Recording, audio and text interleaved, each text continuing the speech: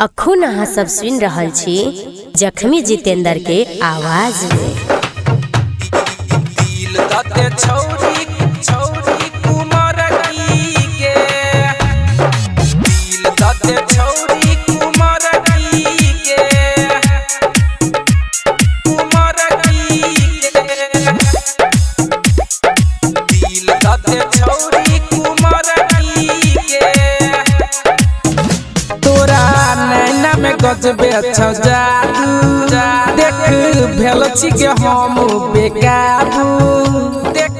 भेल छी के हम बेकाबू तोरा नैना में गजबे अच्छा जादू देख भेल छी के हम बेकाबू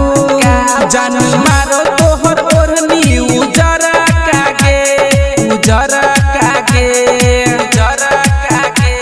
पतर की गे सबर की गे दिल दते छौरी कुमार की गे पतर की गे सबर की गे दिल दते छौरी कुमार की गे दिल दते छौरी कुमार की गे डीजे शंकर परसा खरभिंडा समिठ तोहर बोली गे बोले छे तो दिल में लागई गोली गे बोले छे तो दिल में लागई गोली गे तोहर नया लुक लागई छौ है बीगे मन करे चखिया बेके जिलेबी गे तोहर गाल पके टिंपल लागो सुपर गे सुपर गे सुपर गे पतर की गे सबर की गे दिल दते छौरी कुमार की गे पतर की गे सबर की गे दिल दते छौरी कुमार की गे दिल दते छौरी कुमार की गे डीजे शंकर